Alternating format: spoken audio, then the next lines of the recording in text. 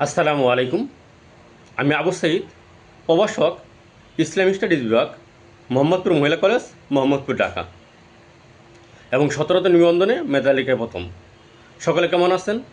আশা করি আলহামদুলিল্লাহ সকলে ভালো আছেন। আমিও আপনাদের দয়ে আলহামদুলিল্লাহ ভালো আছি। আমি আজ আপনাদের সামনে আলোচনা করব ষষ্ঠ গণবিজ্ঞপ্তিতে আপনাদের প্রতিষ্ঠান চয়েস সম্পর্কে। কোন কোন প্রতিষ্ঠান আপনারা চয়েস করবেন, কোন ধরনের প্রতিষ্ঠান চয়েস করবেন সেই সম্পর্কে। ইতিমধ্যে আপনাদের 18তম নিবন্ধনের ভাইবার চূড়ান্ত রেজাল্ট প্রকাশিত হয়েছে, যেখানে 60,000 প্লাস উত্তীর্ণ হয়েছেন।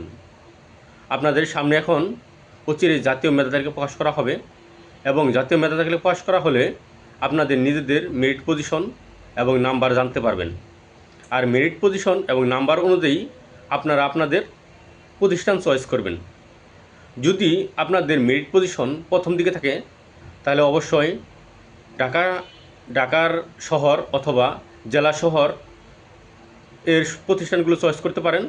আর যদি মেধা তালিকায় মিডিয়াম কোয়ালিটি থাকেন বা নাম্বার মিডিয়াম থাকে তাহলে অবশ্যই মিডিয়াম কোয়ালিটির প্রতিষ্ঠান, এবং নাম্বার যদি একটু কম থাকে তাহলে এলাকা ভিত্তিক বা অঞ্চল ভিত্তিক যে প্রতিষ্ঠানগুলো রয়েছে সেগুলো চয়েস করতে পারেন।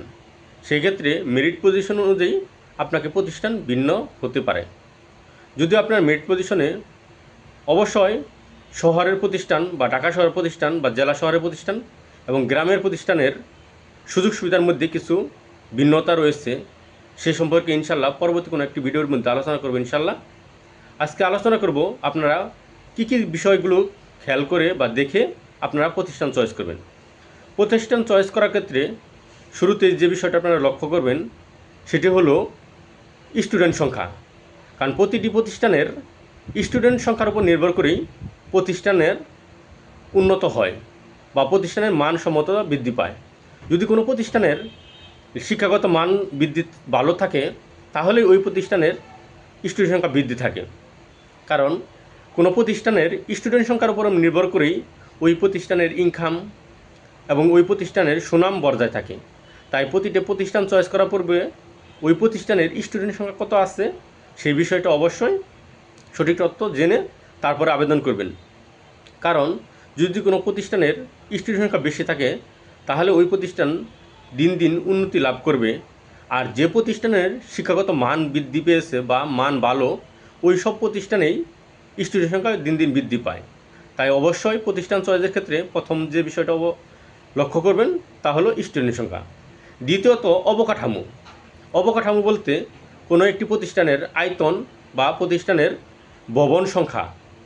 যদি কোনো একটি প্রতিষ্ঠানের আয়তন বা ভবন সংখ্যা বৃদ্ধি পায় বা বেশি থাকে তাহলে অবশ্যই বুঝতে হবে ওই প্রতিষ্ঠানে অবকাঠামোগত উন্নত রয়েছে বা বর্তমান কন্ডিশন অনুযায়ী ভবিষ্যতে আরও উন্নত হওয়ার সম্ভাবনা রয়েছে। উদাহরণস্বরূপ মনে করেন যদি কোনো একটি প্রতিষ্ঠানে ছোটো একটি বিল্ডিং থাকে যেটা একতলা, সেখানে সর্বোচ্চ 300 স্টুডেন্ট পড়তে পারে, তাহলে ওই প্রতিষ্ঠানে কখনও 3,000 বা 4,000 স্টুডেন্ট আশা করা সম্ভব নয়। আর যদি কোনো একটি প্রতিষ্ঠানে মনে করেন যে 5তলা বা 6তলা কয়েকটা ভবন থাকে তাহলে ওই প্রতিষ্ঠানে অবশ্যই স্টুডেন্ট সংখ্যা বৃদ্ধি দেখেই ভবন এতগুলো করা হয়েছে, বা বর্তমান স্টুডেন্ট সংখ্যা কম থাকলেও ভবিষ্যতে স্টুডেন্ট সংখ্যা বৃদ্ধি পাওয়ার সম্ভাবনা রয়েছে। তাই দ্বিতীয় যে বিষয়টা খেয়াল করবেন সেটা হলো প্রতিষ্ঠানের অবকাঠামো। এক নম্বর বিষয় হলো স্টুডেন্ট সংখ্যা, দ্বিতীয়ত অবকাঠামো, তৃতীয়ত যে প্রতিষ্ঠানের কোনো অভ্যন্তরীণ কোনো কুন্দল বা কোনো সমস্যা আছে কিনা, এই রাজনীতি কোনো সমস্যা আছে না, এই বিষয়গুলো খেয়াল করবেন। চতুর্থত সব কিছুর মূল যে বিষয়টা সেটা হলো যে সুযোগ সুবিধা। স্টুডেন্ট সংখ্যা, অবকাঠামো এইগুলো থাকার পরে যদি আপনাকে পর্যাপ্ত সুযোগ সুবিধা দেওয়া হয় প্রতিষ্ঠান থেকে, বিশেষ করে আর্থিক সুযোগ সুবিধা, এই বিষয়টা অবশ্যই খেয়াল করতে হবে। কারণ আপনি কোনো একটি প্রতিষ্ঠান চয়েস করার পূর্বে অবশ্যই আগে আর্থিক কী কী সুযোগ সুবিধা বা অন্যান্য কী কী সুযোগ সুবিধা রয়েছে এই বিষয়গুলো জেনে যাবেন। কারণ একটি প্রতিষ্ঠানের অনেক ইনকাম রয়েছে কিন্তু টিচারদের বা শিক্ষকদের কোনো আর্থিক সুবিধা বা অন্যান্য সুযোগ সুবিধা দেওয়া হয় না, তাহলে ওই প্রতিষ্ঠানে চয়েসের ক্ষেত্রে বিরত থাকবেন। কারণ যে সকল প্রতিষ্ঠান থেকে আপনাকে আর্থিক সুযোগ সুবিধা দেওয়া হবে ওই সব প্রতিষ্ঠানের চয়েসগুলো প্রথম দিকে রাখবেন।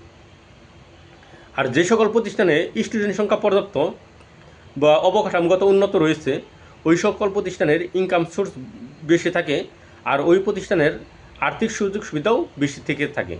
তাই আপনারা অবশ্যই প্রতিষ্ঠান চয়েসের ক্ষেত্রে স্টুডেন্ট সংখ্যা, অবকাঠামো এবং আর্থিক কী কী সুযোগ সুবিধা রয়েছে বা অন্যান্য কী কী সুযোগ সুবিধা রয়েছে এই বিষয়গুলো অবশ্যই লক্ষ্য করে তারপরে প্রতিষ্ঠান চয়েস করবেন।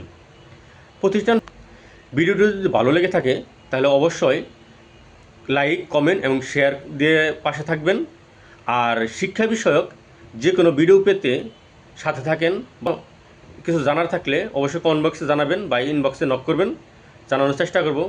সকলে ভালো থাকবেন, সুস্থ থাকবেন। পরবর্তী দেখা হবে ইনশাল্লাহ কোনো একটি ভিডিওর মাধ্যমে অন্য একটি বিষয় নিয়ে। সকলের শুভকামনা রইল। আসসালামু আলাইকুম।